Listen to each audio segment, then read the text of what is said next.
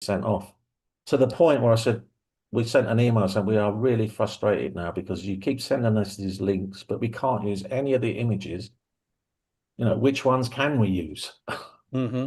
So we ended up getting someone to design an image that we saw, but it was like I say, that normally had 5 ladders. We just changed it to 3, put the cloud in, Yeah. and they're okay with it Uh-huh. eventually. Yeah, Do, but I think that was really frustrating. Just that bit. do you remember the name of the editor you dealt with there? Sarah Baines. Okay. Yeah. Um, Publisher? Routledge, Eve. Rutledge. Yeah, yeah. And I think there was different time zones because she wouldn't respond to our emails till weird hours of the morning. So I think she might be in a different continent somewhere. Uh-huh. Mm. Now, Routledge is based in England, isn't it? I mean, it has a New York, I know it has a New York office, but it's based in England, I Mm. think. Well, I it's think, yeah. I think she was based in India. Okay. Mm. There's a lot of publishers use uh, India. They do production there. It's cheaper Mm. there, Yeah, yeah. and I think some editing, Mhm. but I think it's more production. Yeah, So it's been true for hopefully, a long time. what we now, January, February. So hopefully by March, Eve, it should be ready to go. wow, that was a speedy job. Mm. It really Mm. is. Hi, Kate. Okay. Hi. It Okay. is so, hi, everybody. Hi. Nice to meet you. Wonderful to see all of you. Yeah. Special Eve, I'm treat. so See? excited that I get to spend time with you. I mean, I'm excited to get to spend time with all of you, but Well, Eve you and holds a very special place here. Mm. absolutely. Yeah. Mm. And Yes, Kate, you're still in Fayetteville, Arkansas? Yeah, yep, I am. All is right. it still all frozen in Arkansas? It is. Yeah, everything's still closed down. So hold on, I'm Yeah, just, how about you you, know, Gil? Did you get hit with the big storm? we got 12 inches of snow, but Wow. we didn't get the ice. But Okay. my hometown is Nashville, Tennessee. I grew up in Nashville. Oh, I hear they really got hit. Yeah, I still have family and friends there, and I've been tracking what they've been going through. And yeah, Nashville got really hammered with the ice, Yeah, power and they had a lot outages. of power outages and things. Yeah, Yeah. it's still going on with the power outages. Oh Oh, no, that's a My shame. grandson, my grandson lives in Nashville, me as well. and he had to It says stop recording, working. Joe. Hey, Arno. Hello, good evening, good afternoon. Good evening, Yeah. Arnold. Hi. How are you? Good. Doing well. All the Yeah, good better to for see you. seeing, all the better for seeing all of you. Arnold, Eve, have you ever read any of Arnold's work or met Arnold? No, I don't think so. Arnold, do you want to introduce yourself to Eve and Kate, if you don't know Kate And Kowalski? yeah, and I've read some of your work, but I have not, Oh, really? Oh, but we haven't met. I'm Arnoud Huibers. I'm a psychologist from the Netherlands, and I'm a psychotherapist and a solution-focused trainer. So I teach a lot Nice. around the country in Holland, and also in India. Once a year, go to India. Mhm. Going there next week to teach at seven different places, 7 different Wow. universities, from Kolkata to the south of India. And that's wonderful. I'm looking forward to that. Nice. And Arnold, you and I met a couple of years Yes, we ago. did. We met in Amsterdam, Gil. Yes. Yes. Yeah, I really enjoyed my time there, enjoyed your conference. Oh, thank you. Thank you. It was good seeing you there. It was a nice conference, right? It Mm. really Ayse was there. was. Joe was there. Yeah, yeah. Yeah. Haesun was there. Is Haesun coming Yes, she today? was. I think she is. Jeff should be as well. Uh-huh. Um, But I think we should kick it off because Eve is already here. So today's All right. theme, and then whoever joins can just contribute to the conversation. Mm. So today's conversation is looking at the beginnings. So the beginnings of solution focus, or even before then. Then we can talk about, and we see where that leads to, and where we are at today. Are we pleased to notice anything? What does the future hold for solution-focused therapy, the different types of therapy? What does that look like in this day and age? What did it look like then? So at this point now, I'm just going to be quiet because Eve knows when I start talking, I don't shush. Did you see what Eve just did there? She Don't went, put words in my mouth. So Arnold and Kate, I'm going to tell you a little story, and whoever else is watching. So Eve and Gil have been absolutely amazing mentors to Joe and I, and we're absolutely privileged that we have them in our lives. But they're also passive bullies, Manipulative, I would say. manipulative. Yeah.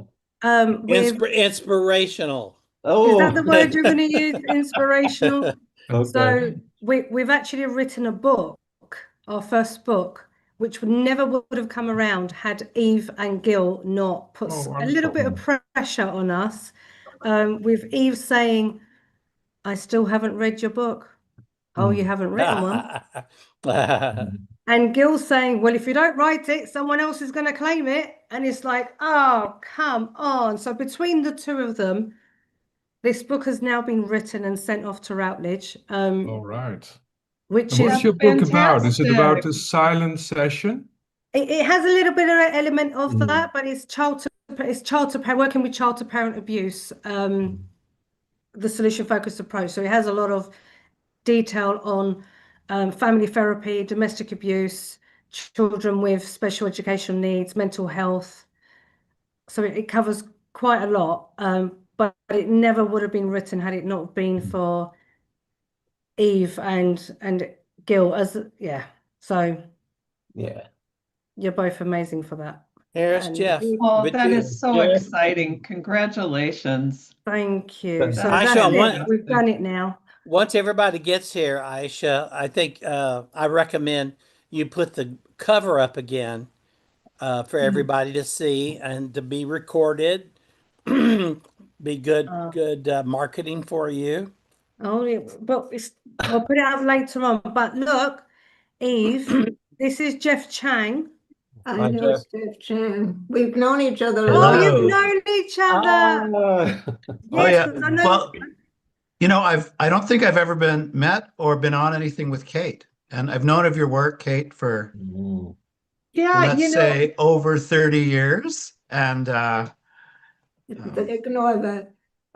It's probably 30 years that we've seen each other. Yeah, just ignore well, that. you I came to can't- Calgary, I think, sometime in the 90s.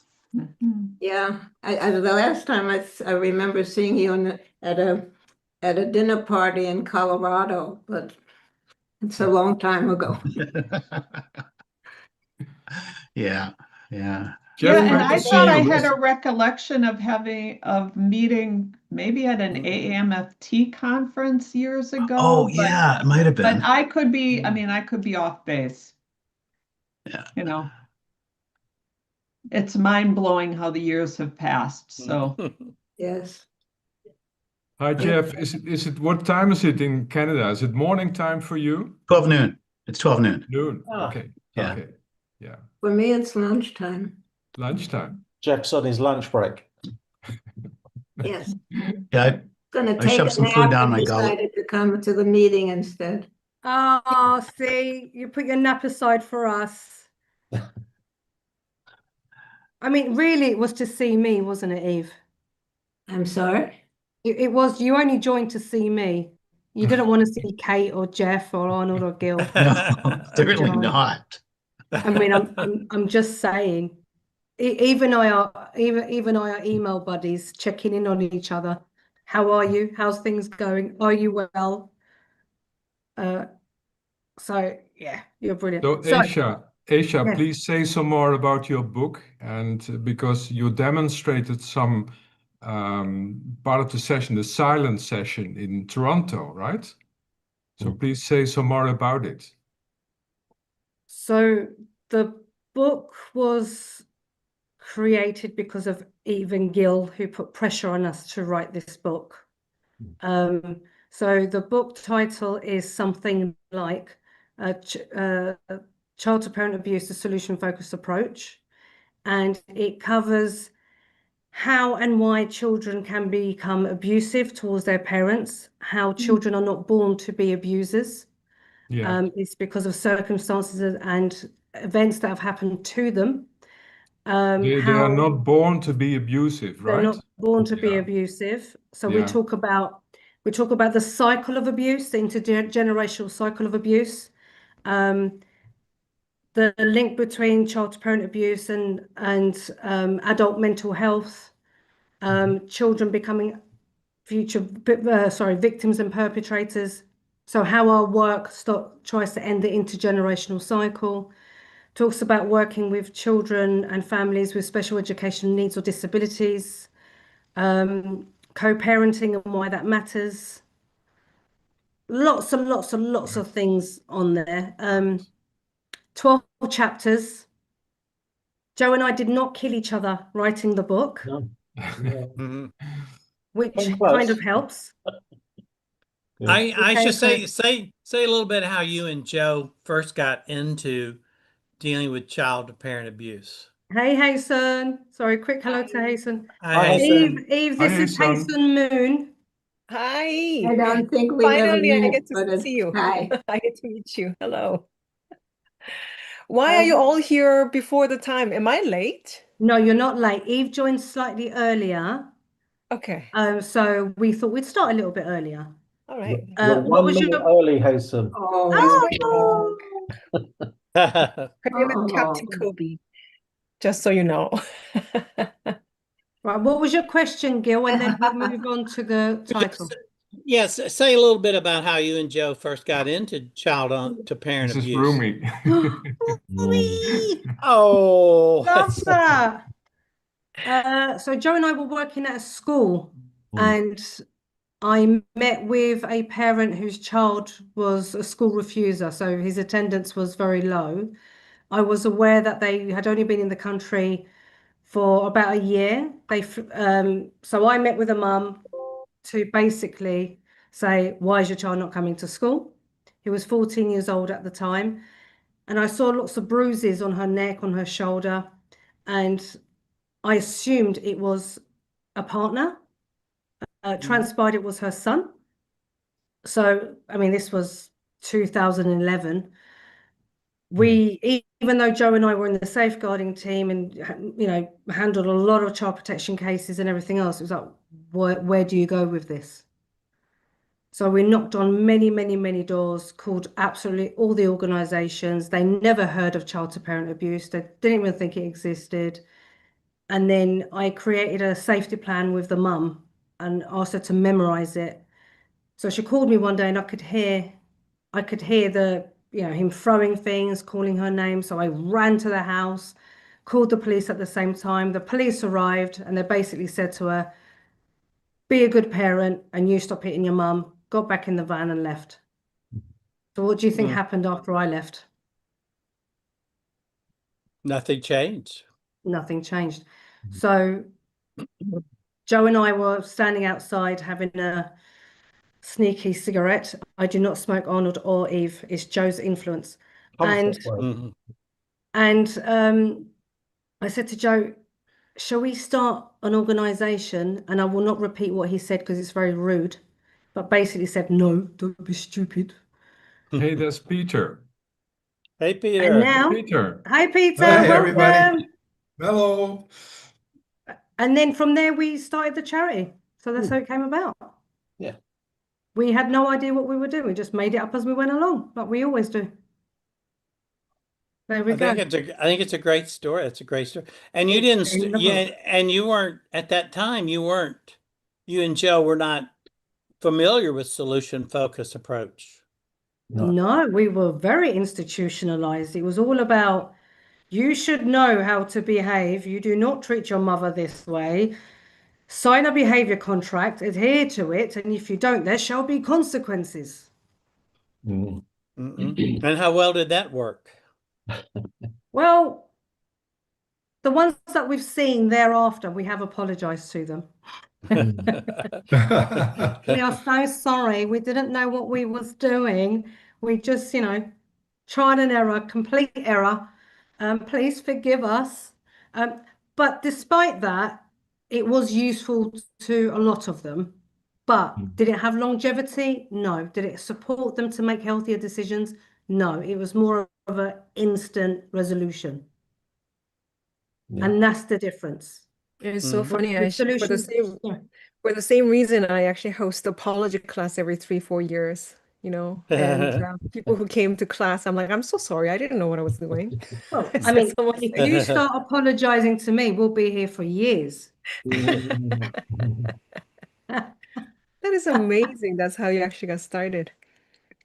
Wow. Yeah, so that's how we started. So Peter DeJong is here. We love Peter DeJong, Oh, Peter. one of our idols. Jeff, he knows how I feel about him.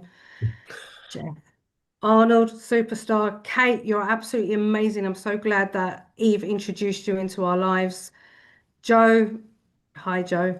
Hi. Gil, Gil, grandfather Gil. So today we are talking about the new beginning. No, not the new beginnings, the beginnings.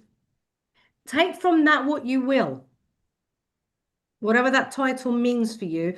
So this is just a very chilled out conversation that we're going to have. I think maybe Haesun can start off by asking whoever you want a question. Oh wow, that's so when we were talking about this actually, and Joe found out that I would be here, and Joe was so rude. I'm not gonna repeat what he said, but he said something like, "Why is Haesun there?" So I'm here to ask questions. So there you go. Um, it's interesting because I was just thinking how when I first met Solution Focused, the things, as you say, Aisha, the things that we didn't know, things that we thought we knew. But then also, I am so interested in what changed for you. So all of you, as you were doing this, initially you thought this was a thing, and then something changed. So one example is some of the sayings that we say in Solution Focused. Now I'm challenging these things. For example, somebody asked me last week, what do you think about this saying, no, we don't leave footprints? And I'm like, I don't know if I believe that anymore. But some of those things that we actually take on along the way, how did it change for you from the beginning as you were getting deeper into your practice? What changed? Maybe some of those metaphors changed for you. I'm going to actually start with, I don't know, can I ask Eve? To ask me, Is it okay? well, what changed was something very gradual because when we first got together, we met at Insoo and Steve's house in the evening. And that was a special group that was not part of the school that we were teaching at. And what changed was a constant sense of excitement that there's potential here that we haven't even begun to touch. It was like, oh, yes, and that could happen, and this could happen. And it was extremely exciting. And what was so exciting about it? Was it sort of talking about it? I mean, pretty much all of it. But what was kind of like very different about this group? Was it maybe practicing together? What was it that made it so exciting in the beginning? Well, we were experimenting, and we were used to the traditional systemic approach. And so we sort of said, well, somebody would try something different in a conversation, in an interview, and then we would stop and say, well, that's different. Why is it different? And we would discuss it. But there were other times when we went right through a short interview and we would come out of it and be puzzled as to what had actually happened. Mm. It was just constant excitement, and it was very, very stimulating as you can. Oh, it must have Mhm. been Can I experimenting. ask you, how was it different from what was already there at the time? What made you think this is something new, something worth pursuing? Well, we normally ask questions about the past and what the problem is and so forth. And here we were experimenting with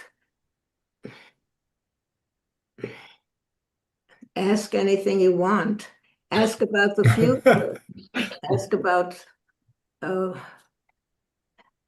what would you like to have happen? All those things which we never asked because we asked about history, right? What's the history? Tell me about why you're here today. Tell me what you want to change. Mm. And this was, think of any other different way that you can deal with it. And the emphasis on insight, wasn't it? How the importance of gaining insight into why you're having the problems you're having back in the pre-solution focused days. Yeah, but yeah, try to understand it. And we weren't trying to understand it. We were trying to imagine a different future, an effective future. So it was very stimulating because everybody, took a shot at trying to do something different and suggest something different. And, we had all the time in the world and we had no clients. There was no money to be lost by doing what we were doing. Mm. So it was just fun.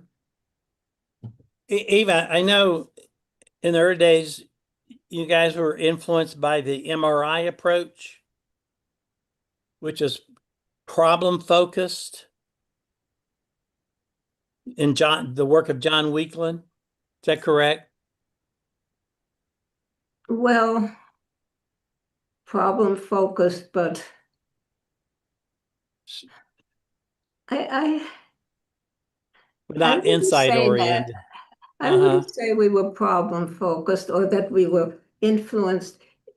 Steve and Insoo had been influenced by MRI, but I think Steve had gone a step beyond it, and he was already exploring roads that Insoo and I and the others hadn't even begun to acknowledge that they existed. I think he was ahead. Okay. Of course, he was always ahead of us. Yeah. I mean, I was just wondering at one point where did that shift get made? Where did that occur? There wasn't, the shift was so gradual because it was part of the experiment.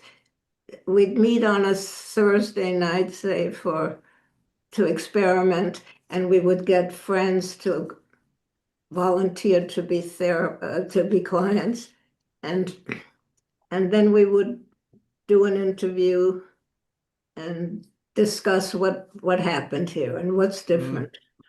And it was different every time. And it was a building process. And we did not know what we were doing. We were just fooling around. No, really. We were having a very good time. Mhm. And Kate, were you part of any of this? No, you know what? I came in 1985, and I think I was there probably less during the developmental phase and more, and not that this was articulated, but as I look back, this is how I'm making sense of it, more in the application and dissemination phase.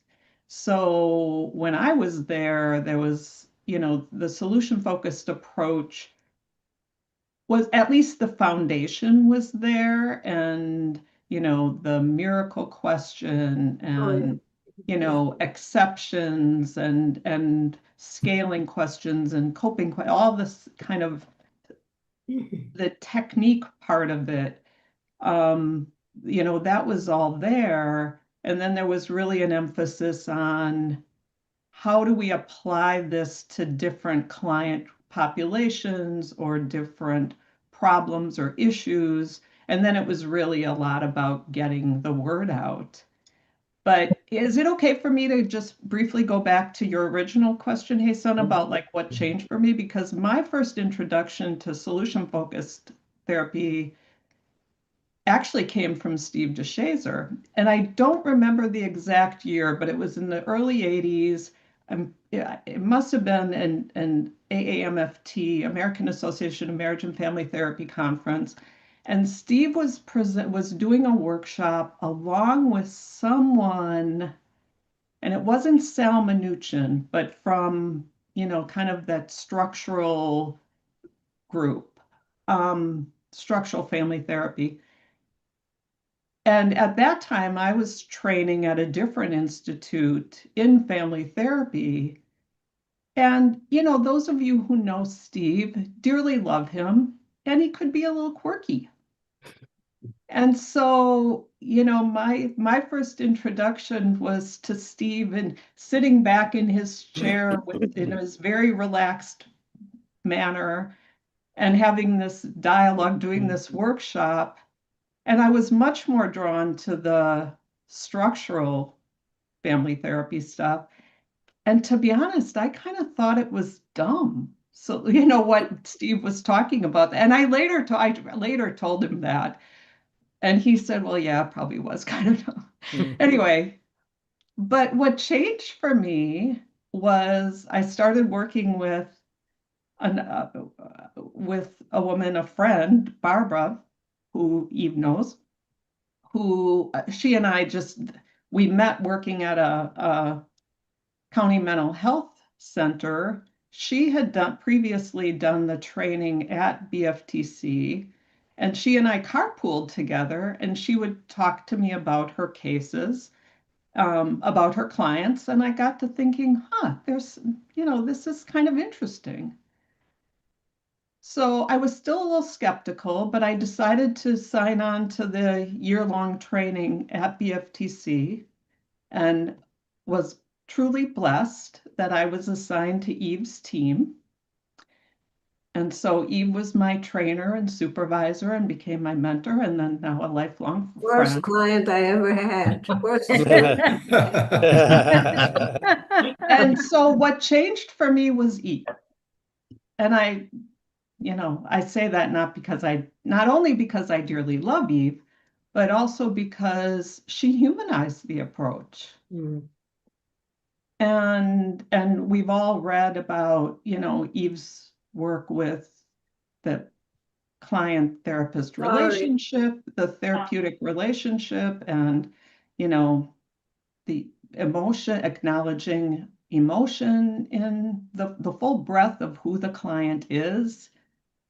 And it was like, it was really eye-opening in that, oh, there's more to this than what I realized. So that's my response. However, I may just add a little piece. Here she was, a brand new student. She had never done an interview before, certainly not a solution-focused one. And she gets in front of the mirror with a middle-aged couple, and it's her first interview. And it's like she's been doing it all her life. I sat with my mouth open and thought, oh my goodness, so much talent. It's just natural. She was just a natural. And do you think that that's I mean, Peter, I'll ask you this question. Do you think being a good solution-focused coach, therapist, whatever title you have, is about humanizing the conversations and being able to be flexible in your approach to be client-led, as Kate would have demonstrated? Well, Eve used the word, she was a natural. And I think we know from the broader outcome literature that there are good therapists in every approach. And attachment to what you're doing and belief in what you're doing is critical. So I think all of us are kind of building our own model, even our own solution focused model. If we're open to learning from our clients and open to what's useful. Yeah. I was from Eve's comment too about, we were just fooling around and we were having a really good time, giving. I think if we did, once an approach gets established and systematized, then there's always the danger of orthodoxy. Well, orthodoxy didn't create this approach. It was around and having a good time and being keen of what was working. And I think there's real wisdom in that. I think you made a very good point because we were having fun and we were experimenting purposefully and deliberately trying to be different and see what could we do that hadn't been done before. And that was, I think, part of the magic of it that allowed it to happen. There wasn't a plan of any kind, it just happened. And then, oh, this works. Oh, that seemed okay. And when I first went to BFTC, after having been trained to look for transference and relationships, it wasn't working very well. When I went in 1990, I came back so excited because I think that same ambiance, that same kind of openness to, I mean, everybody here can have a good idea. If this is your first time here with us at BFTC, or you're a long time, this is your 10th workshop or whatever. If you had, something to say, people were curious about that and with it. And that I found that very freeing and refreshing. Yeah.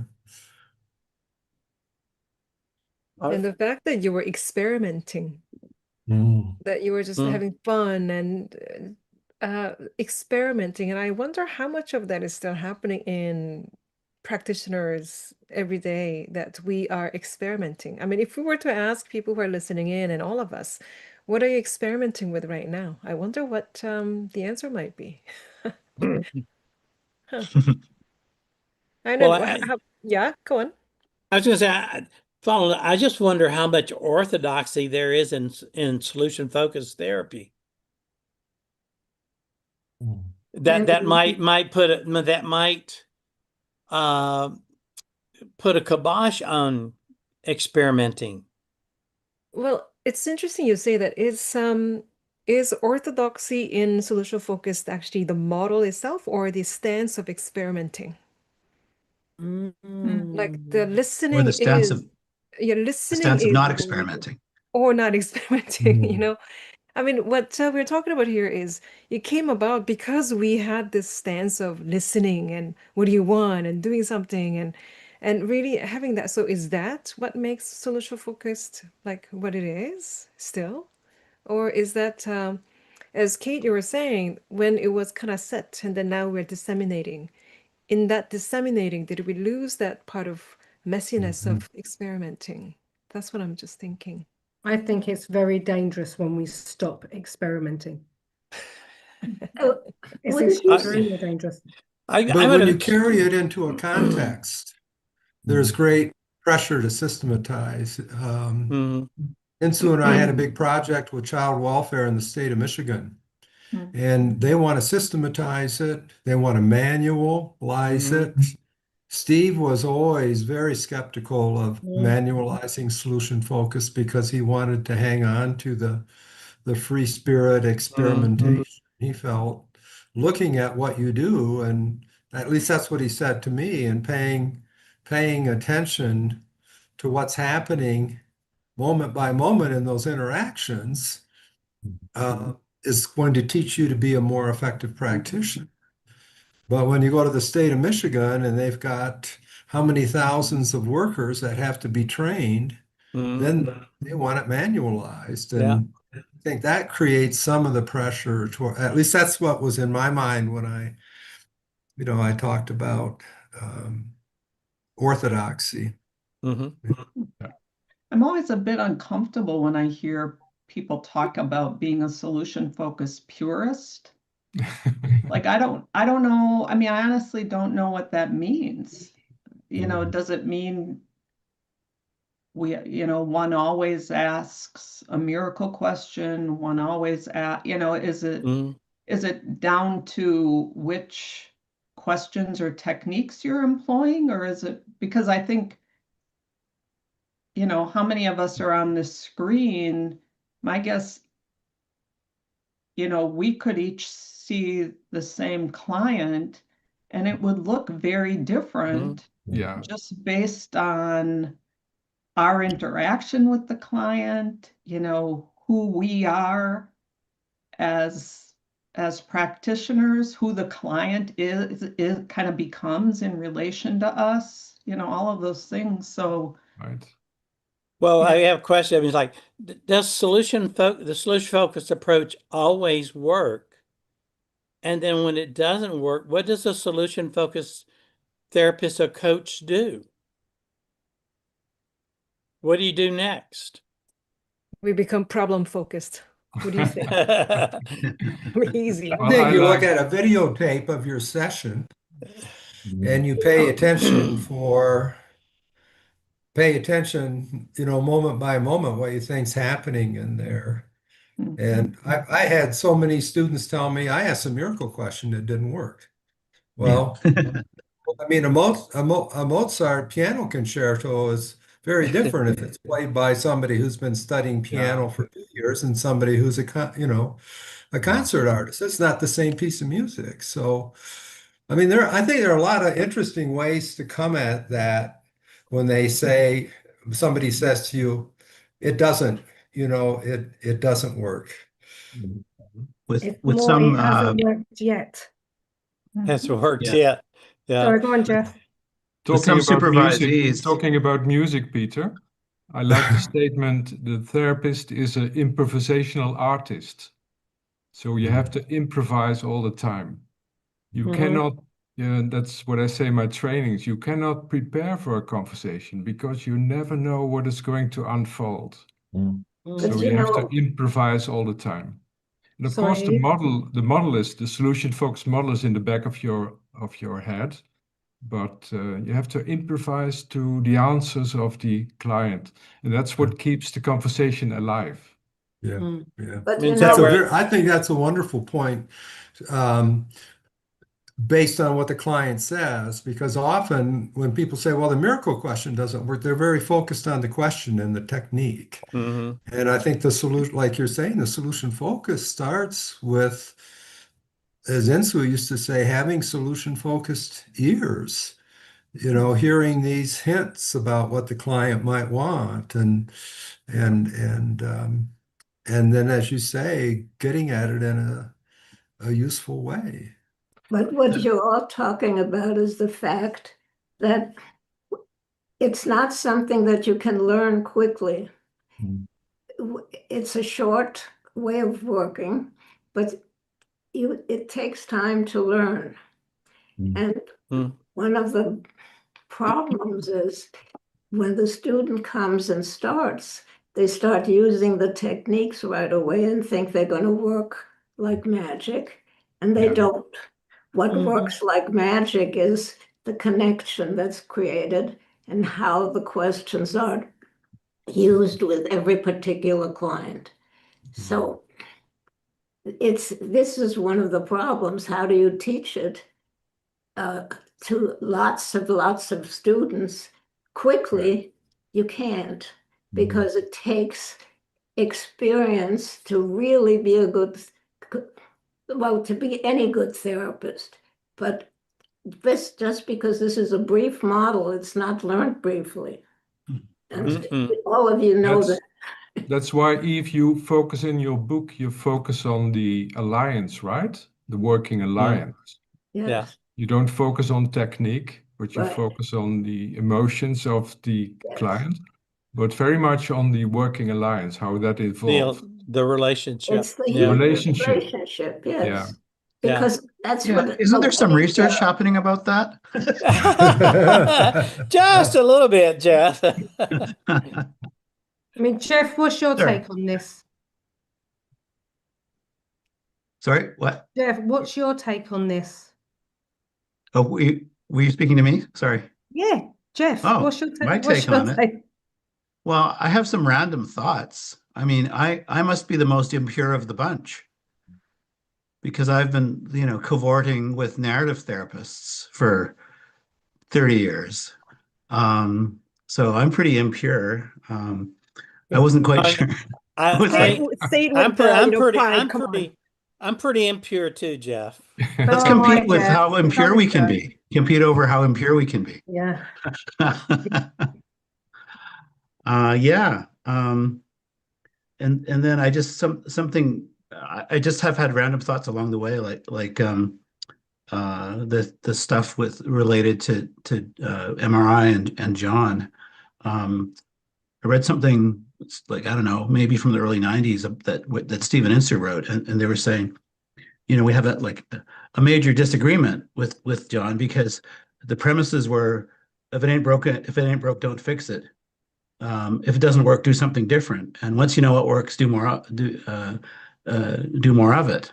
And he said we have a severe disagreement because they changed the order of the assumptions 2 and 3. So, so it was kind of written tongue in cheek, and so I mean uh, they just moved. Once you know what works, keep doing it. To number 2. So that was that was kind of fun to see that, and how much respect they had for John as they expressed it in that book chapter. Yeah. So But for those people who don't know, does anyone want to explain who this person is? John Wickland. Mm. John Wheatland? Well, I think I think John and Steve were best friends. I mean, people maybe have more John of Wiegland, insight into that relationship Yeah. than I do. hmm One of Oh, the most fun really? nights I ever had at a conference was getting drunk with them together. And Eve, they got drunk together. Mm. They were very close friends, Uh-huh. yeah, and they, yeah. What struck me listening to you guys thinking about it is, so we have like an idea in the back of our head, like you know, we don't try and fit people into a model, but Mhm. it's so it's difficult without the practice because every client's unique, right? So Mhm. whatever their common problems are, they are a unique individual, and we won't know what works for them unless we ask. Mhm. And even if we microanalyze all our tapes and look at it, and think that was a really good question, but it falls flat the next time. How do we keep going knowing that actually, is it just about just go with the flow, let the client lead, and then see where it goes? Because I think fitting people into a model doesn't always necessarily work and always necessarily the right thing to do. So yeah, how do we keep changing? Because every client is so different. And I remember we spoke with Peter, and Peter was saying how exceptions was a big thing for him back then, finding out that there was exceptions to a problem. But now it's we wouldn't even think an exception is something unique. If I have a back pain, some weeks it hurts more than others. That's an exception. But this was an exception to people's emotional problems. Why was that so important? Why is it important to look for those? You know, I want to bring it back to this joke about pure and impure, by the way. It's borderline sort of, I don't know how I feel about it. Because when I think about pure, impure, it's sort of I mean, okay, hold on a second. This one is a mixed breed. It's it's a poodle mix, yeah? Now, I actually think about solution focused as even 20 years ago when I first met solution focused, it was so distinct. It's like, oh my gosh, this is so different. Now, when I see other models, I see something similar happening. They also focus on the future, the positive, and all those things. And I'm like, okay, what is? And it's almost like in my neighborhood, like I don't know my neighbors' names, but I know all their dogs' names. And out of maybe 50 dogs, like 40 of them are poodle mix. So I feel like that it became like that resilient, the best like mix that can go with many other things. And now then my question is, what is it that is specific to solution focused feature that let you know, yeah, this has a poodle in it.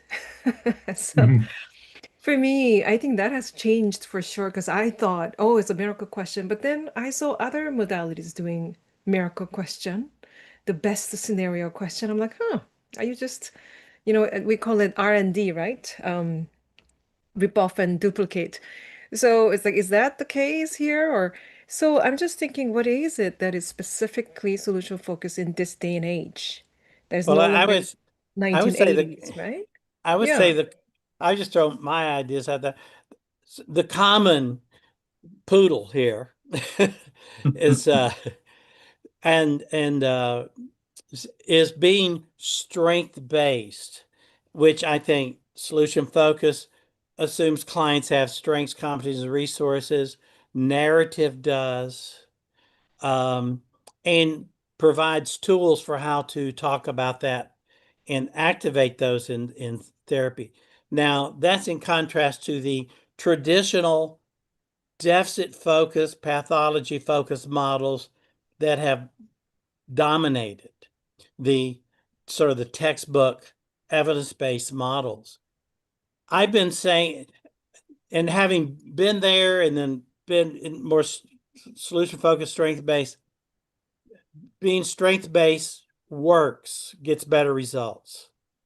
And I've been saying for years, someday the evidence-based, CBT evidence-based people will become solution-focused, but they will still call it CBT and claim they discovered it. And I think that's what's happening. Haesun, as you're describing, you're seeing more commonalities there. I think, and Which is I came, great, by the way. huh? Which is great, by the way. I Well, really hope yeah, that doesn't matter what you call it. If you're the solution focus, that's great. yeah. Um, but the meta-analysis over many years have found that no one approach is more effective than any other. But I came across a meta-analysis recently, fairly large meta-analysis that looked at strength-based approaches writ large compared to treatment as usual. And it found the strength-based approaches were slightly better it was statistically significant. The effect size was small, but statistically significant. And I think that's a significant new finding.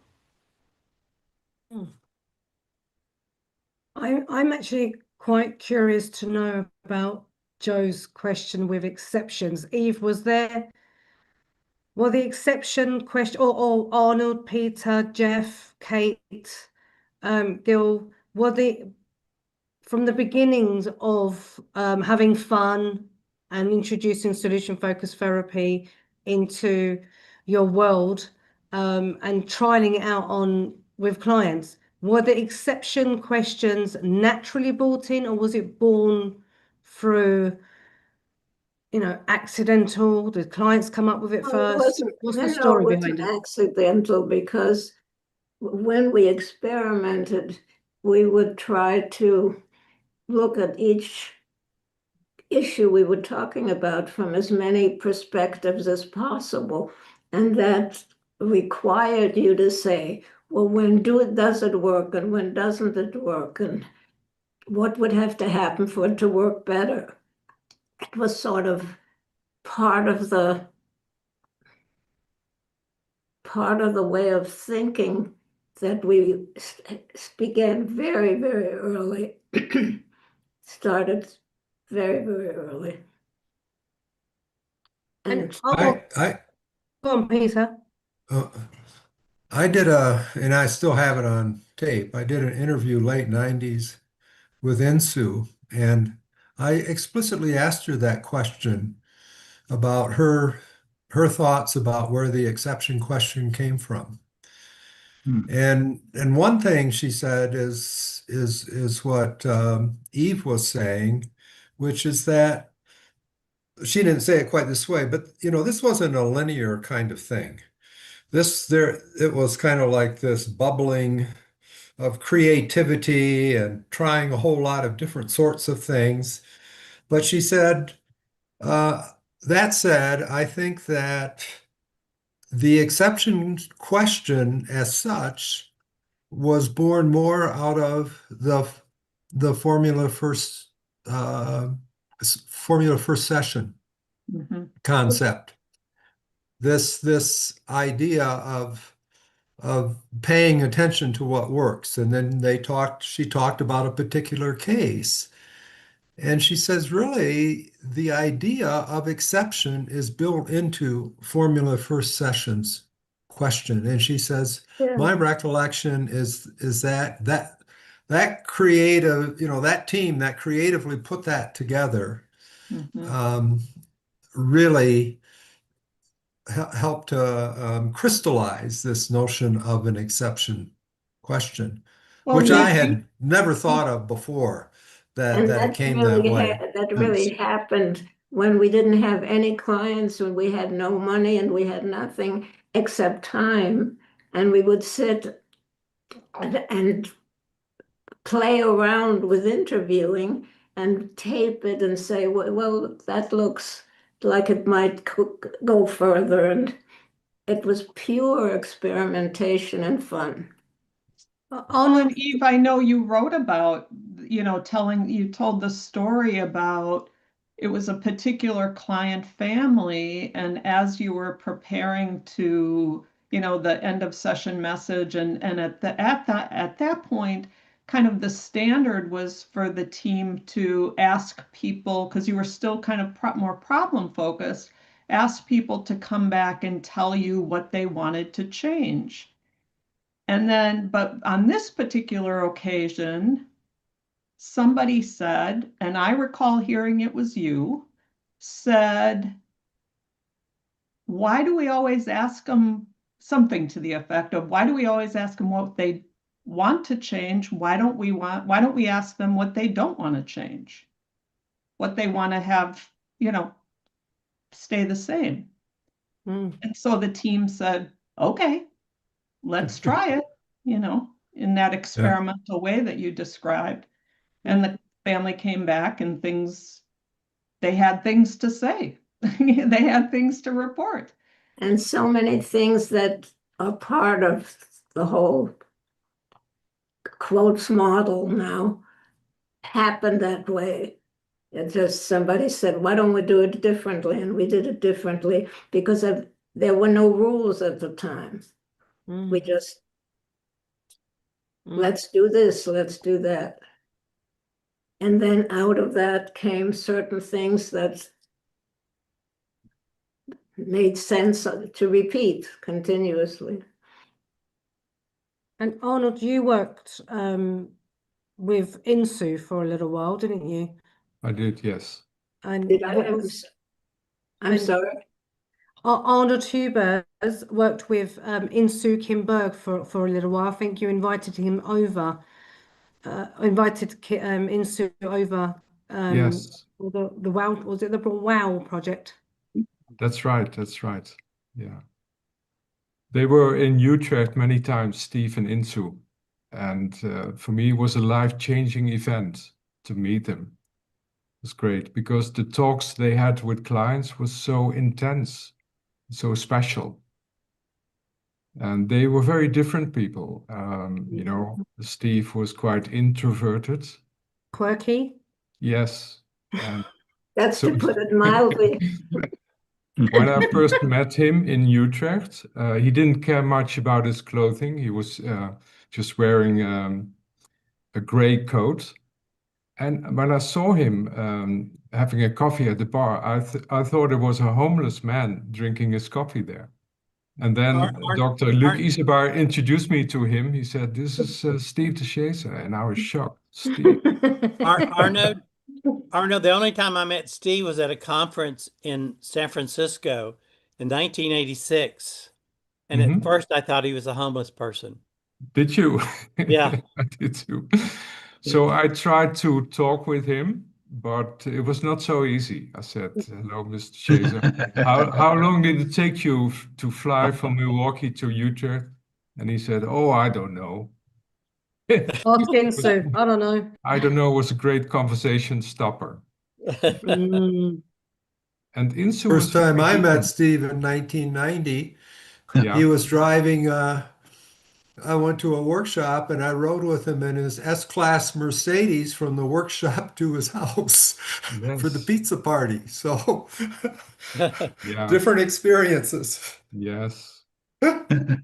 And then he was presenting for us, like a group of 50 psychotherapists from Utrecht. And he didn't have a fancy PowerPoint at all. He was just standing there and improvising, just answering questions. And half of the group left. They found it quite boring. And I thought this man is a genius. So I came up to him in the break. I said, "This is genius." And he said, "No, no, no, not at all. We make a lot of mistakes," he said. But I thought it was genius He because was a wonderful musician. he was also, yeah. Yeah. Arnold, what struck you or what stood out to you? Because clearly it sounds like your reaction was quite different than some of the others. What struck me, they were very special people. And, you know, the talks they had with clients was so different, so special. And they had a different style because Insoo was very communicative, very warm, and she could build trust with a client within a few minutes and have a real deep conversation with them. And Steve was different. I think he told us that he had an aunt who told him, "You only have a limited amount of words in your life, so you have to be very..." And he took that literally, so he was a minimalist. He didn't use many words, but he was a great listener. He could listen to the client and build on their answers. You know, he was so sensitive. He acted so tough. And here we were, a very close-knit group of people. And one day he and I had a fight. And I was so angry. I got up and I walked out of the room and I slammed the door and I left the office. And when I came back, there was Steve sort of hovering in the corner of the office, and he went, Like he wanted to make up, and it seemed so unlike Steve, always So what did so he do? unemotional. Did he try to make you laugh or what? No, it was a sort of a very little boy sort of gesture. I didn't mean it. Don't be mad at me. All right. It sounds like it was a minimalist gesture. Yes. I mean, I'm quite interested to know about Jeff's party that he attended with Steve, where you all got drunk. Oh, it was at that Tulsa conference in Oh, yeah. 1991. Right. I heard Yeah, about that, read it about wasn't it. a party. It was three guys at the bar, and I think they took a shine to me because I'm Asian, right? So Yeah. I honestly don't remember much. It Oh, right. was a good Okay. evening. Yeah, Oh, okay. So you don't remember much. You just remember it was a good evening. yeah. It's one of those. No, but I And what mean, happens at the bar stays at the bar.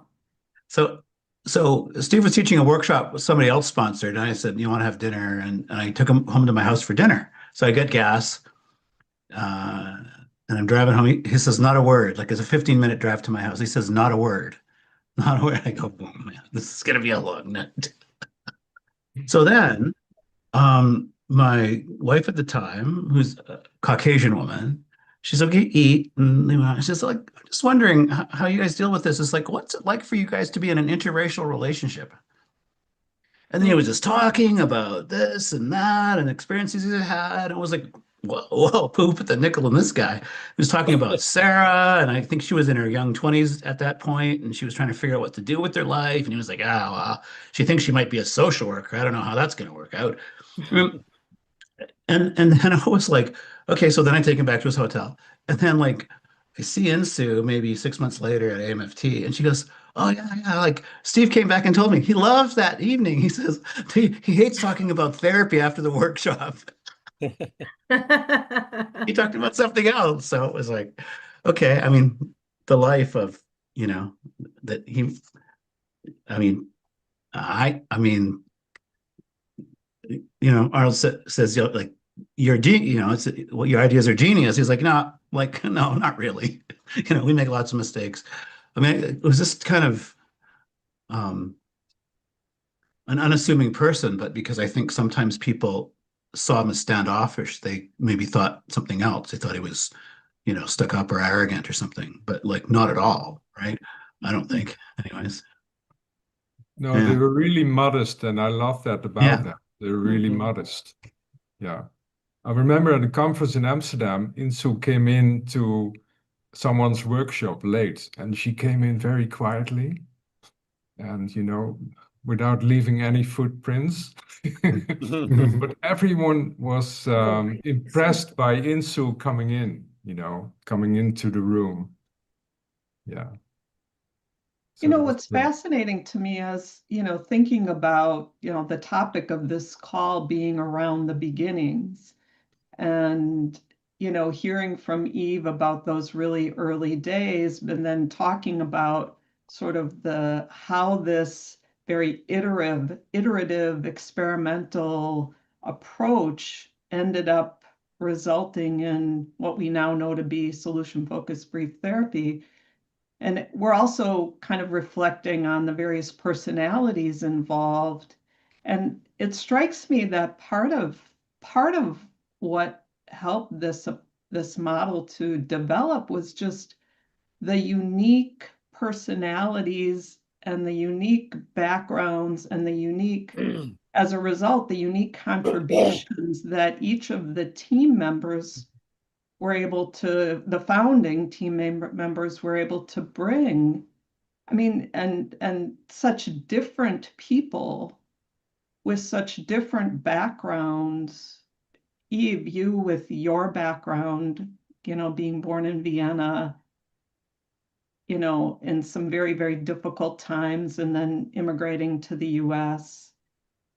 Insoo's background in Korea and coming to the US, and Steve's background, in Milwaukee, Wisconsin, on the south, growing up on the south side of Milwaukee. And And then, the others who were involved, Marilyn and Jim and Dirks, Don. Jim Dirks. And it strikes me that had you all been very similar, it probably wouldn't have worked. Mhm. But you each brought your own creativity and curiosity and all of those things that really, and an openness and a willingness to, as Peter, you were saying, everybody's ideas were welcome, you know. Boy, it's like magic, you know. I mean, to me, that's a recipe for how to, how to make Right. something work. The old Gestalt saying the whole is greater than the sum of its parts, right? But there was that other piece to it.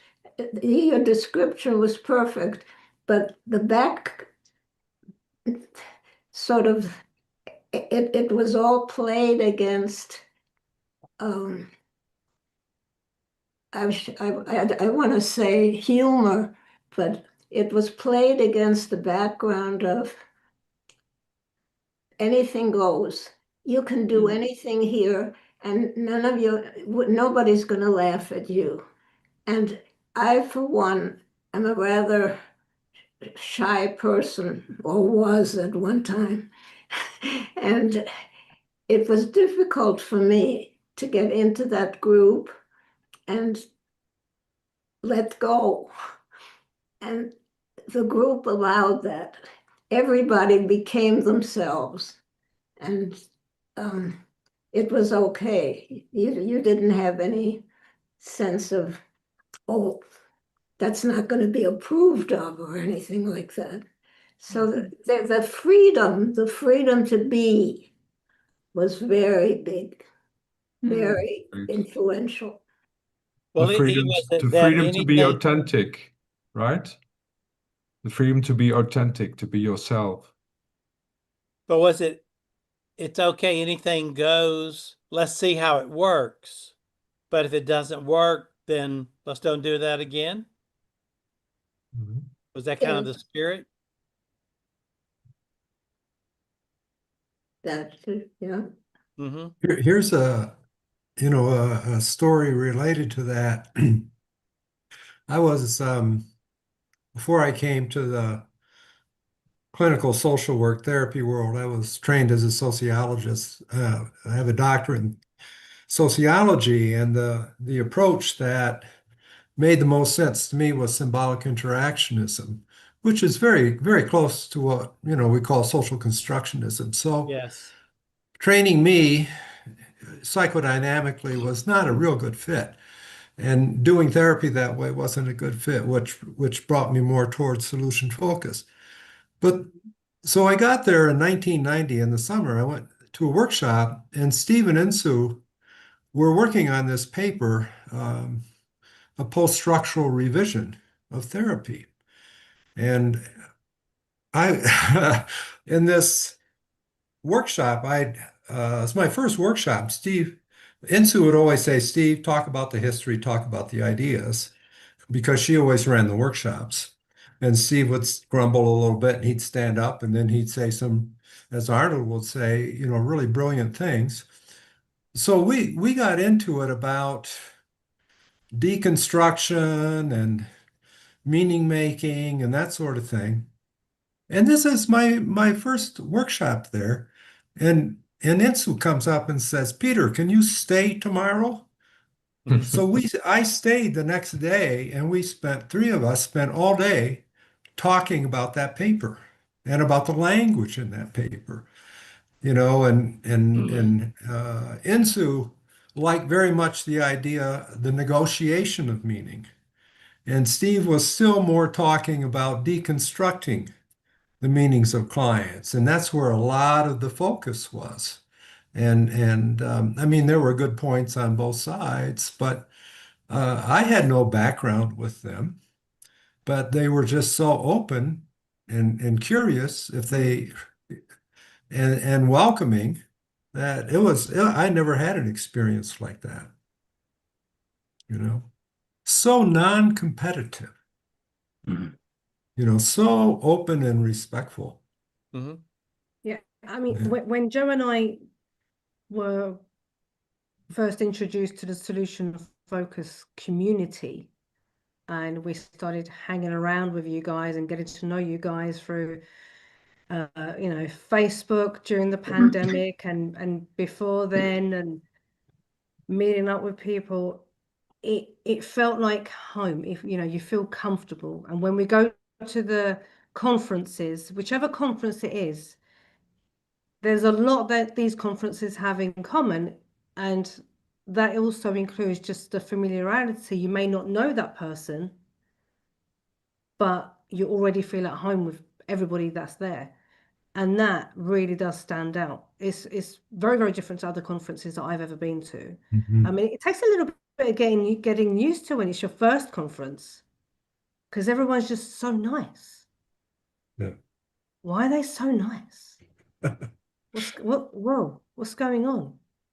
And the conference in Canada, which Vicky Berg and Haesun and others organized, was absolutely fantastic. And it was a continuation from EBTA. It was like part 2. And it's like going from one family member's house for a meal to another. And that's what you guys are talking about. You can just be yourself without. Well, I mean, Haesun judges me all the time, but I could be myself with everybody but Haesun. But I know Joe's taking down a lot of notes, which is what Mr. Lettieri does. So My shopping I'm going to list. go to Joe and then Haesun to ask the next questions. I didn't really. It's not really a question. I listening to you guys, I was remembering a conversation we had with Evan George from Brief in London when Steve first came over. And there was quite a lot of people in the crowd, and they were saying, so Steve, does solution focus work with depression? And he said, no. Does solution focus work with anxiety? And he'd say, no. And eventually what the point was he was making was it doesn't work with labels, it works with people. With people. Yes. Is that the sense that this is why I love it so much? I don't know about everyone. It's not really a question, it's just an observation, I guess. But Right. it's about working with human beings, Mm. regardless of their presenting issues. Yeah. And before I take it over to Haesun, I need to ask Eve, I need to ask you a question. Jason, pop your head. Jason wanted me to ask you this question. Or do you want to ask it? Go. Hey. I can't send the staff home. Go on, ask a question. Hi, Eve. How are you? Eve, this is Jason. Right, ask your question. My question is, when you very first met Steve, the Shazer, what was your very first impression when you saw him? Is everyone saying that they thought that he was homeless or whatever? I'm curious, your very first impression when you saw him or met him for the first time. Are you talking to me or to everyone? To you, Eve. To you. Jason wants to Oh, ask when you I that first question. met him? Oh, Yeah. he and Insoo had just gotten married, and he took a job at Family Service where I was a student in the family therapy department. And so Steve was new there and didn't know anybody. And he sort of followed Insoo around like a little puppy, very shy and didn't speak to anybody. And in a way, that's how he was until we had the Free Family Therapy Center. He did not have a high profile at Family Service. He stayed in the background, and he probably did his writing and thinking when he was off by himself. And I would say that people would say, I don't know this guy. He's very shy, but I don't know much about him. So would you have said that Steve was quirky when you first met him? No, I would say he was withdrawn, not Withdrawn. quirky, no. just Mm, withdrawn So did and you go to followed speak? Insoo around wherever it. Okay. mm. So did you go and speak to him first, or did he come up to you? No, he didn't speak. He didn't speak first. He didn't speak first. He barely answered when you spoke to him. Eve, Unless he was drunk, long, Jeff. how long did Steve work at Family Services before he left to start working on solution focus approach? I would say that it wasn't even a year before we opened the very first office. Mm. It wasn't long at all. Okay, At Haesun. Family Services, were you doing family therapy? No, we had no clients. We talked. We had a board with paper on it, and we'd sit around and drink coffee and talk ideas and But Eve, experiment. at Family Service, you saw clients. You were doing Oh, family yeah. therapy. Yeah, yeah, Yeah, yeah. family No, service. I'm sorry. Did I say Yeah. family service? No, No, Gil was asking I about was just family asking, service. at family service, yeah.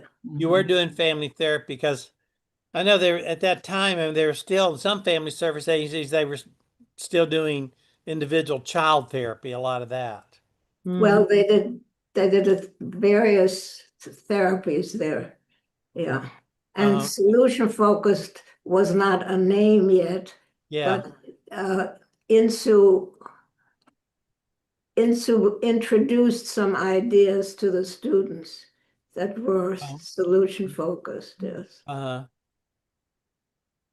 Can I I, jump in and just respond a bit to Joe's comment? Kate, and About, no one here is going to stop you, Kate. because Joe, you were reflecting on Steve. It sounds like doing a workshop or some training at Brief, and people asking about, and I'm thinking about, my earlier comment about being my time at BFTC, which would have been from 1985 to 88. And I think I used the term, it was sort of the application and dissemination phase. And I think part of why there was interest at that point in sort of applying the approach to different kind of client groups and things was not because it was precisely to, I think, to address that issue because it was so new, and people were naturally a little skeptical about this, new approach. And I think the idea, and people would often ask, well, can you use it with clients who have this issue or that issue or whatever? So part of it, was, I think, intentional to demonstrate to people. I think the mutual understanding among the team was this is an approach that is widely applicable, but we need to be able to demonstrate to people that yes, it can be, so Insoo was very interested in working with people with alcohol and other drug abuse issues. Eve became very interested in the issue of domestic violence. People were applying it in, Alex Molnar and Barbara Lindquist did some early work in bringing it into classrooms. Ron Kral did work around other school personnel and all of those things. And it was in a way to be able to demonstrate that, yes, this has broad applicability, if that makes sense. Mhm. While still with the the overriding understanding that, yes, we're working with people, we're not working with problems. That reminds me of something that was so humorous. We had classes of students who usually for a 2-year period, sometimes for a 1-year period. And one of our 1-year period person was a teacher, and she just couldn't break the habits of being a teacher. a teacher and asking questions like a teacher. And no matter what anybody who was supervising her did, this she just couldn't stop being a teacher, and she finally quit. But we were all so relieved because whenever she saw clients, she just became a teacher. Yeah. We couldn't break her of it. Yeah. Mhm. And that's the thing, when you are institutionalized, so, you know, I mean, Joe and I coming from an education background, I also do think it's a character influence, your natural character, because even though we were pretty institutionalized, we were quite hopeful in the way that we worked as much as we could be, because you still had to follow, you know, all the tick boxes and everything else that you need to do when you're in that system. But Joe and I were, I think Joe a little bit more than me, if I, you know, to admit, I'm going to admit that is, but we were always really hopeful. So I think it also needs to be in your character to be able to be, to form relationships with your clients, not be in the teacher mode, not be the person that wants to save people, but more about empowering people to empower themselves. And that's something that I think character also plays a big part in, as opposed to you can't just teach it, you can't just learn it if you don't believe in it yourself. I think there's some people that it's just in their DNA to be the expert. They just can't help themselves. And so they just don't take to a solution-focused approach. Yeah, I mean, we're the experts in asking the right questions and Right. knowing when to ask the questions and knowing how to ask the questions and, you know, all of the Yes. above. So we have to have that expertise, but when we are with clients, we're not sitting there as, you know, I'm the clinician. You are here because you have a problem. It's more And here's what co-creating. It's and co-creating what they you- want to work towards with us, just nudging them with the right questions. And for me, using the solution focused approach isn't about asking every single solution focused question the way that we are taught it. It might be that I don't even ask the best hopes question in the first or second session. I hardly ask the miracle question. I ask when you're at your best question. There are so many different ways right. It's a way of of thinking. It's a mindset. yeah, but if we don't experiment, going back to the experiment, if we don't experiment, then we don't evolve. And if Eve and the team didn't spend that time having a good laugh, getting to know each other, so the problem-free conversations that then created more expert conversations and making those mistakes, learning from mistakes and playing around with the words that's in front of them and how can I ask this slightly differently to get a different result? We wouldn't be able to use it today. So it's all accidental that have been all these little accidents that's been noticed. So we do need to keep experimenting. We do need to get things wrong. Hmm? We have to get them wrong in order to find the right version of that. Well, but that's the point here, that solution focus doesn't have a set of questions that it is erroneously thought to have a set of questions that one must follow in order to be solution focused, but it really doesn't. It requires you to be quite creative in how to use those questions. I Jeff, love that. I have a couple questions for Jeff. Jeff, you Okay. made to that conference in Tulsa, Yeah. and that was quite a few years ago.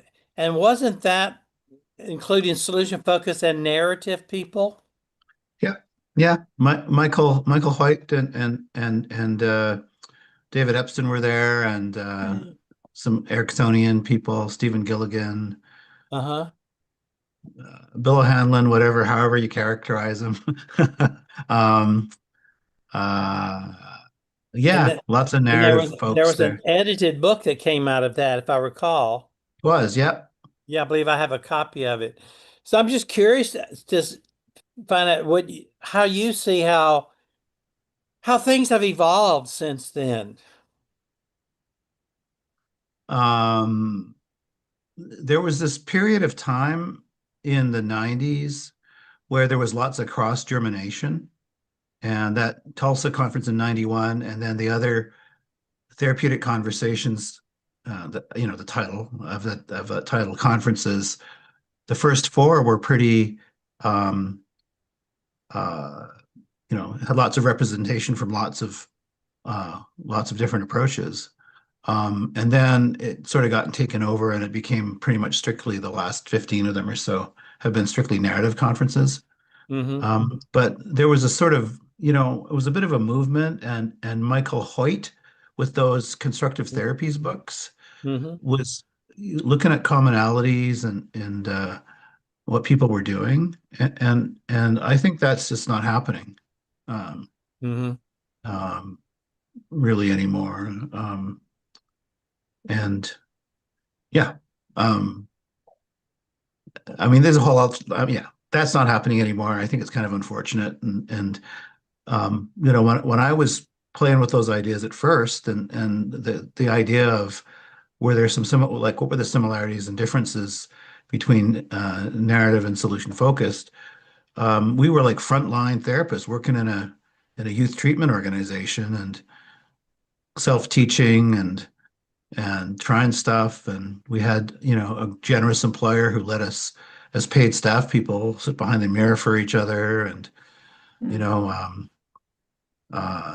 it was pretty lovely. And we just had a chance to just fiddle around with stuff.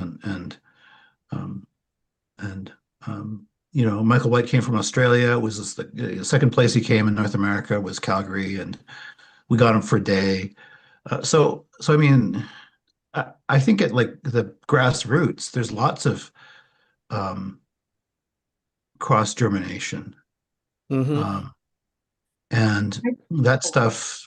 There was a significant stream of like Michael Hoyt's edited books were pretty important, but that's just really not happening anymore. Can I just jump in and say that I arranged and was present for the very first meeting between Michael White and Steve DeShazer? And Where was that? At BFTC. Nobody else was there. Insoo was out of town. Where was Arnold? And When Why was that? didn't Arnold get an invite to this conference, and why wasn't Jeff there with a drink? yeah, Michael and Cheryl White were staying with me.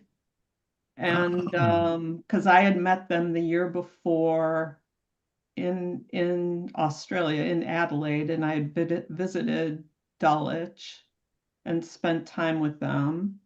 So it must have been 1988, I want to say.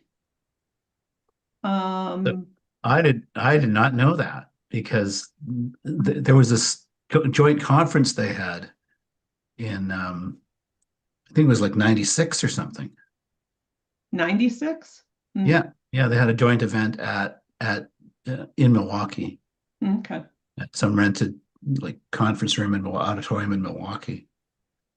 And they had presented a couple of years before that at one of those therapeutic conversations conferences, the one in Virginia, Washington, D.C. area, and they had a thing. But I didn't know about this. Yeah, I think Michael and Cheryl Wow. they came to Milwaukee, and I think it was prior to an AAMFT conference. And I had already left BFTC at the time. And Eve, I'm trying to remember if you were still there or if you had already started ICF. It was, because we traveled to Chicago together on the train and stayed at the same hotel. Yeah. So, Aisha, can I ask Eve a question? Please. Yeah. Eve, I have a question for you, because I'm teaching this stuff a lot. I'm going to India next week to teach the solution-focused approach. So what do you think I miss when I purely teach the technique? What do I think? What do you think we lose when we only teach the techniques?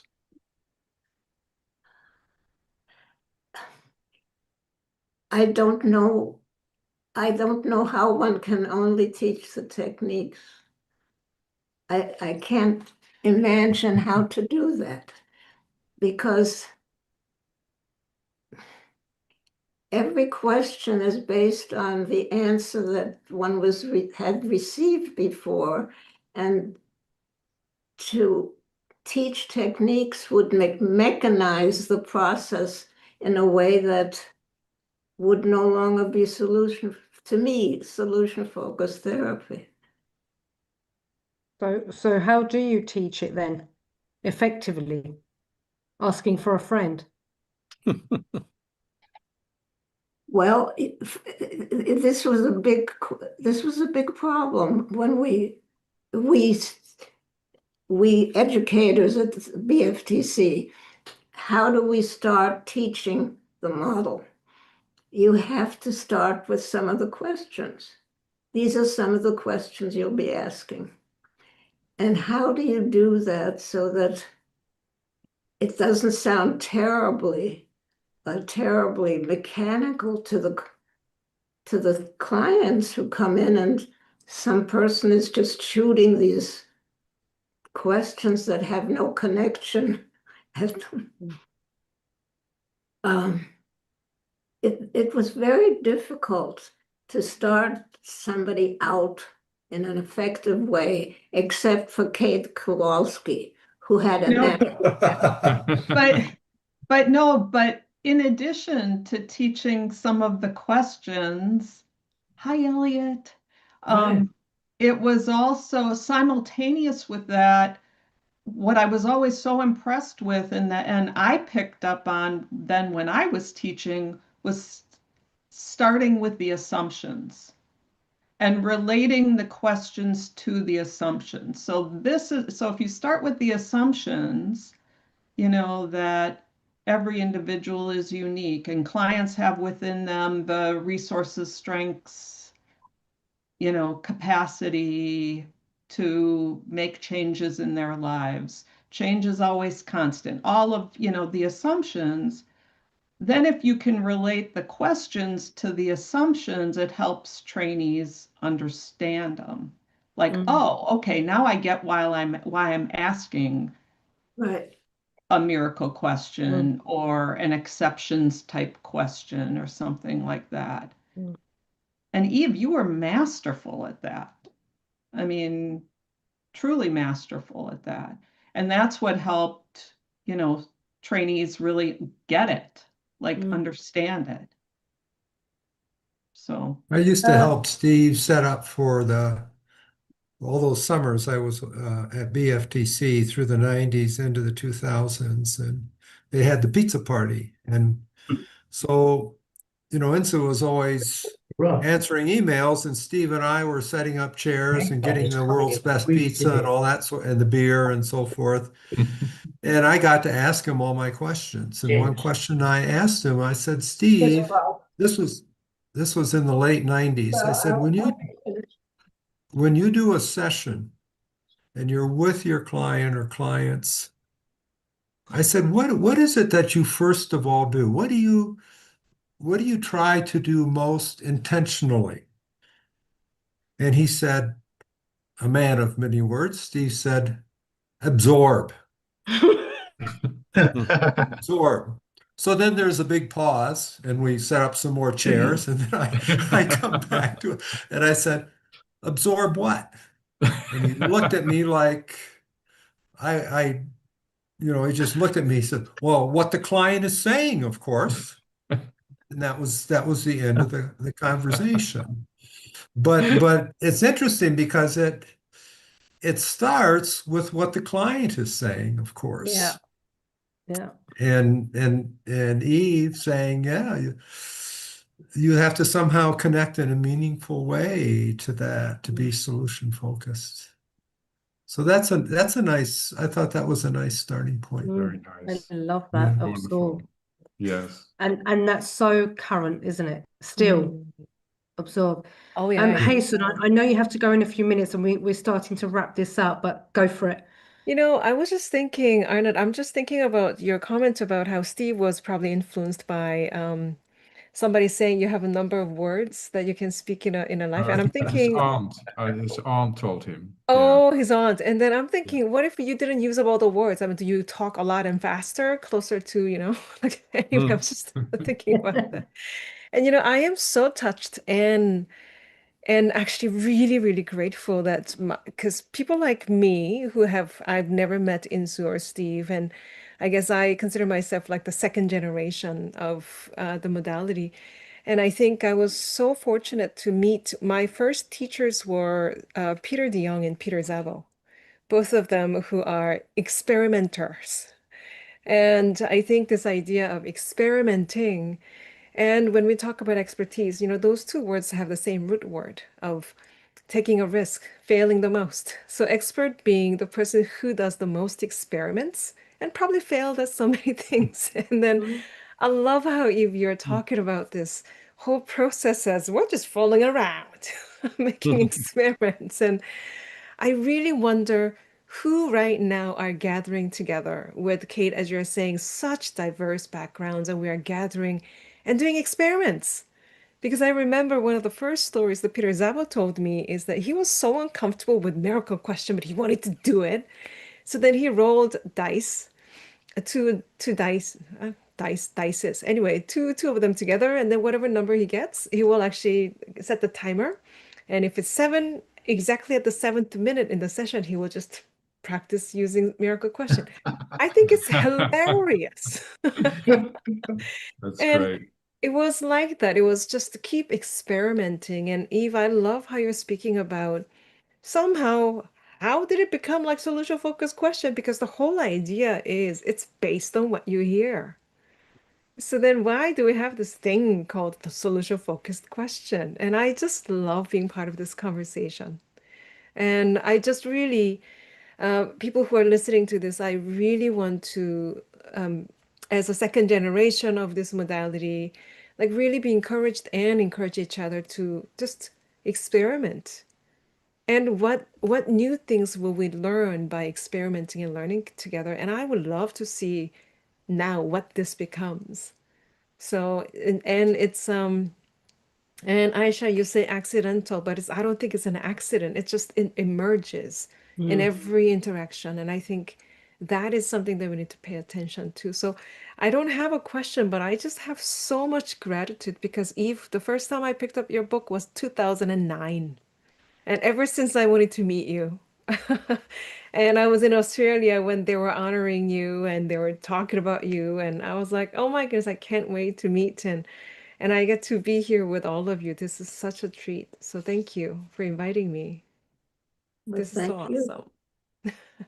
And thank you for being here, Haesun. So when you need to shoot off, just shoot off. But if I can go round to all of you just for your last words or a little story that you want to tell, anything related to the beginnings and beyond. So cute. Stop doing that because I just want to come over and go with the dog. So I'm going to start with you, Arnold. Okay, we had this newsletter, solution focused newsletter, and we were collecting recipes from people. So I asked Insoo, can you send your favorite recipe to us? And Insoo said, I never cook. I'm never in the kitchen. It's too hot in the kitchen. Don't you know, Steve does all the cooking.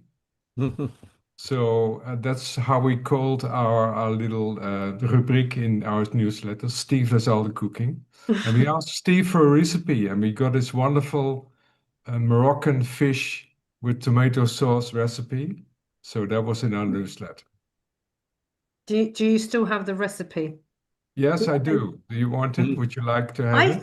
Yes. I think on the next Solution Focus Day we should all cook this recipe, take We photos, should and exchange the recipes. That's a wonderful idea. yeah, and our Be own creative with versions it. of that.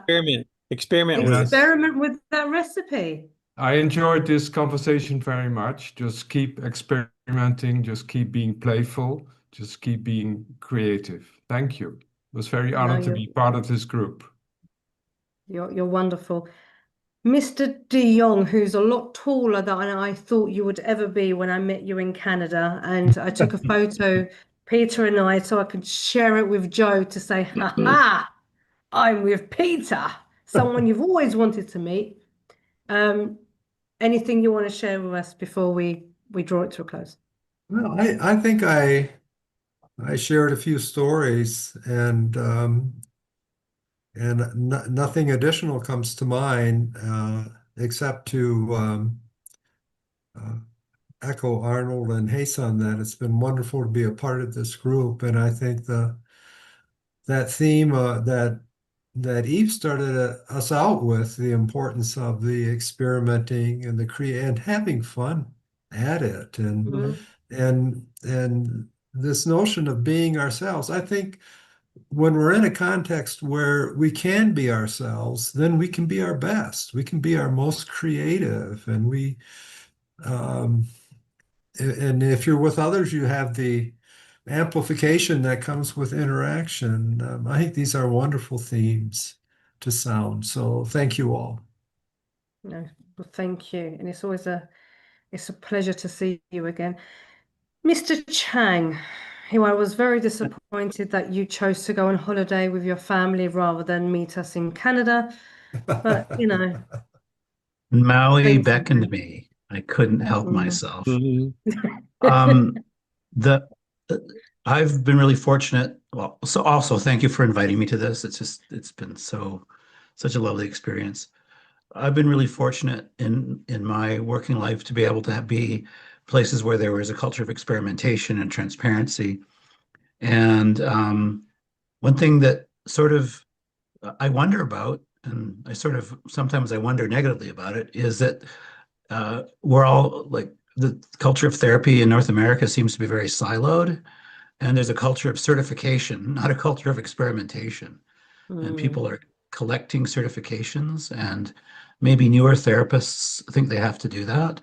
And if you're a newer therapist, I would invite you to relax and hang out with people that you can share with and experiment, and you might have different ideas, and you can talk about it, and fight a little bit about it, and enable each other's work. But experimentation is better than certification, let's say. I like that. Yeah. Nice, That nice. Joe, did you write that down? Jeff Chang quote. Did you write it down? Claim it, Ayse Adil, on the 28th of the 1st. I should put your name right next to it. Don't worry. And now I have to go be with a group of people who are trying to get certified in a particular kind of assessment. So Great. I shall use myself. Great. Yes, great to Good to see Jeff. you, Thank Jeff. you, Jeff. Nice Thank meeting Bye. you, Jay. Thanks so Thanks for much. inviting me. Take care of yourself. Kate. I have to go too. Right, let's go to you first, Eve. Eve, is there anything you'd like to say before you go? It's been a great pleasure to be with all of you and to share your thoughts and to share some of mine. It's always a great pleasure being with people from so long ago, that a time that was so very important to me. Special time of my life. So thank you all for being here and sharing with me. Thank you. Thank Thank you. you, Thank Eve. you. Good Thank to Take you. care of you. yourself, Eve. Bye. Bye. See Bye-bye. you soon.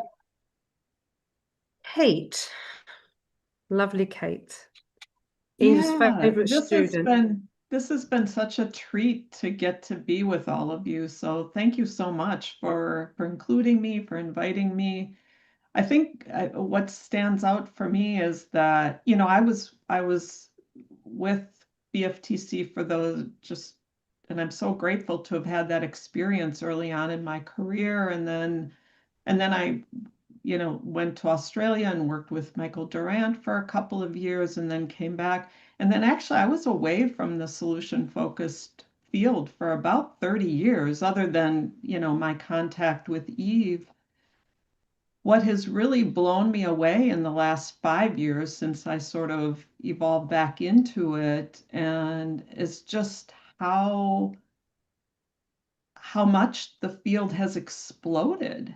and just, you know, all the different contexts in which solution-focused ideas are being used and experimented with, and, you know, in organizations and in coaching, and just, you know, across such a, you know, I read Mark McCurgow's newsletter this morning. He's talking about, you know, applying it in communities, and thinking, using solution-focused ideas and thinking about world affairs and all of those things. And I sometimes awe at, you know, here we were talking about the very, very humble beginnings of BFTC.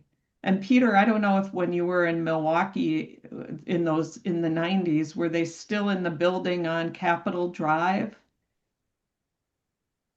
Well, they were at first, but then they moved further out, Okay, and then that office flooded, and okay, then Stephen Insoo moved into a larger home, and they put the office and shop okay. downstairs at the very end of the 90s, because by that time they were doing less and less They were doing more in traveling. Milwaukee, but they Yeah. were just traveling. Yeah. Yeah, but so, you know, these humble beginnings to now this being such a global way of thinking and practicing and things, it sort of is mind-blowing to me at times. And I sometimes wonder what I know that, you know, in talking to Eve, that she's pretty amazed by it. And I sometimes wonder what Insoo and Steve would think about it, you know, now 20 years since Steve's passing and almost 20 since Insoo's. Yeah. So that's what really stands out to me. And I am so excited for you, Ayse and Joe, in terms of the really tremendously creative work that the two of you are doing. And excited for you to have this book out and all the teaching that you're doing. And I mean, you guys are the, you know, the future of You're the this future. approach. And it's just, you know, it strikes me, you know, we're at a point now where we're talking about the different generations Yeah. of solution focused work. And, you know, again, I go back to those early days and think, I can't imagine anybody would have been thinking generationally at that point in time. So it's very cool. Thank you, So Kate. thank you for having me be part of this. You're most welcome. Thank you so much. Mr. Greene. Well, I'd like to pick up on what Kate was saying. And I think sort of the theme of our conversation today has really been about creativity and experimentation. And that's sort of how solution focused therapy started and continues. And I think an example of how it's continuing is the work that you and Joe have been doing, Ayse, and publishing, starting with your first publication, The Silent Session, and now your book. And I think that's really experimentation, creativity is sort of what solution focused approach has been about throughout. And I'll continue to be sort of a nag and encourage everyone who watches this and listens to this to write up what you're doing. There's so much creative application of the solution focused approach, not just clinically, but in organizations and communities, internationally, hopefully, and share that. Write it, sit down and write and get it out there. But also, just if you don't write it, somebody else will. I was going to quote you on that. And claim ownership of the ideas. So Gil's famous words. That's good. Write it. That's good. Write it. Yes. That's good. Right. I can't be bothered to write, Gil. I don't like writing, Gil. Well, then someone else will. And then he'd just go on and on. And it's like fine, I'm going to write it. Fine, Joe, let's write. just and hopefully you'll keep on because you continue to use it in creative ways So I hope that you will continue to write, and I think that that it will help continue to move the conversation in the visibility of the solution focused approach, the visibility and the credibility internationally. Yeah. Thank you, Gil. And last but not least, Mr. Lettieri. Yeah, well, it's been amazing pleasure to meet everyone, to hear the stories, how Solution Focus began. I was a van driver 30 years ago, never been to university, never had a really good education. But I think there's something about this approach that just felt right. And that was that human to human connection. It wasn't about being clever with questions. It was just having that bond with someone else. And that's why I fell in love with this approach, because it gave me the back seat. I didn't have to know all the answers. It's not my place to know it. So, and for anyone who's got an ego, maybe this isn't the right kind of intervention. But for me, I love it. And I love meeting you guys every time. It's been brilliant. Thank you. And that's it. We've had a beautiful time together, learnt loads. I'm just going to end the recording. So if you guys just stay there. Ayse, show the cover of your book one more time before we get off. Oh, to do that, I've got to go into. No one wants to see the book cover. Oh, yes, we do.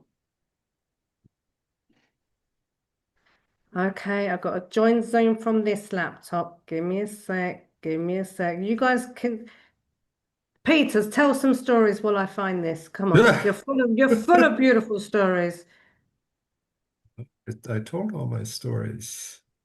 Oh, come Oh, I do have one.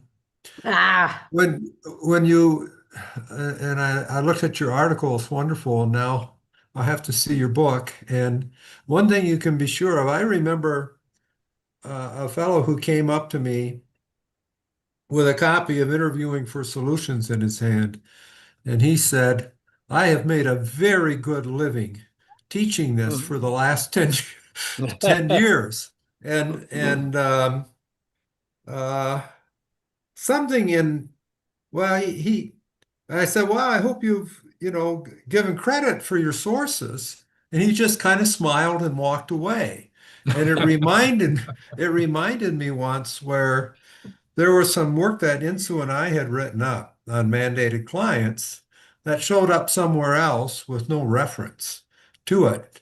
And I asked, Steve was there, and we were talking about that, and he just said, "Peter," he said, "you really should take it as a compliment, because if people are stealing things from you, if they're, taking your intellectual content without giving credit, it means they thought it was good." And he said, "Just you let it go." He said it happens all the time. So probably your stuff will get stolen somewhere along the line. Oh, it will, yeah. okay. Here we go. Let's see. There it is. Oh, I love it. Understanding Child. Love it. Very nice. Who did the cover? Is it? Joe, Is there an echo? Sorry. Yeah.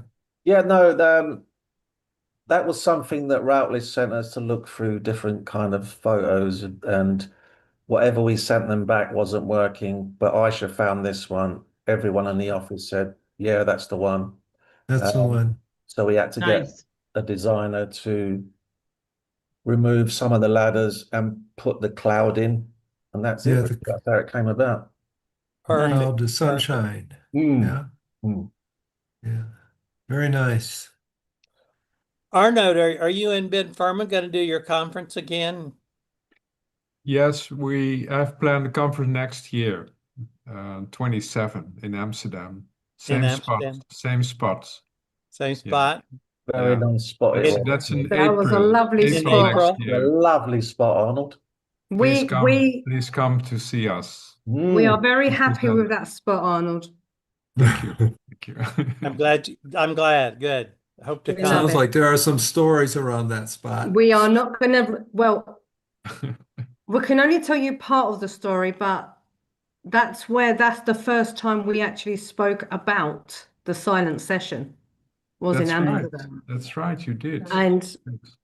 we weren't going to, but Joe and I, it was very, very late at night, early morning, made some sudden, why don't we, changes.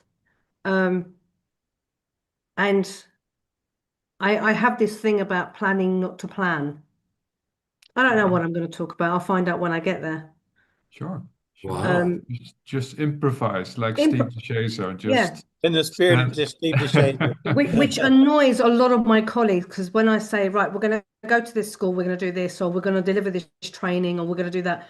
Okay, so what are we You talking know- about? What are we doing? And my answer is always the same. I don't know.